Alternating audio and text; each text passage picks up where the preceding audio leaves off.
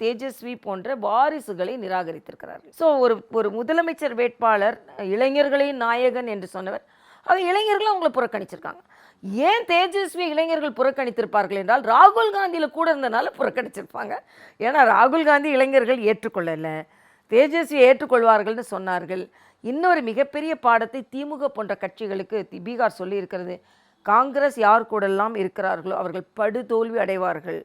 காங்கிரஸ் 19 இடத்துலேருந்து தேஞ்சி 5 இடம். எந்த ராகுல் காந்தி காலம் முழுசும் அங்கே வந்து ஊர்வலம் நடத்தினார், யாத்திரை நடத்தினார், அங்கே வந்து ஓட்சோரின்னு சொல்லிட்டு ஓட்டு திருட்டுன்னு அதுக்கு பெரிய பெரிய ஸ்லைடெல்லாம் போட்டு காமிச்சார். எதுலேயுமே அந்த மக்கள் ஆட்படலைன்னா, ஏமாறவில்லை என்றால் அப்போ மக்கள் எந்த அளவுக்கு புத்திசாலிகளாக அங்கே போட்டிருக்காங்கன்றதை நம்ம கொஞ்சம் சிந்திக்கணுன்றது. ஒருவேளை ராகுல் காந்தியினுடைய அந்த ஓட்சோரி அப்படின்ற அந்த கேம்பெயின் தான் இன்னும் அவங்களுக்கு நெகட்டிவான விளைவுகள் இருக்கலாம். ஏன்னா இப்போ ஒரு உதாரணத்துக்கு சொல்கிறேன், இப்போ இங்கே வந்து ஓட்சோரின்றாங்க. இப்போ உங்களுக்கு சாலி கிராமத்தில் எனக்கு எவ்வளோ ஓட்டு இருக்குன்னு தெரியும், எத்தனை பேர் கள்ள ஓட்டு இருக்கா இல்லையான்னு தெரியும். இப்போ இல்லாத ஒன்றை சும்மா போய் சொல்லிக்கிட்டே இருக்காரு, வளர்ச்சியை சொல்லாமல்.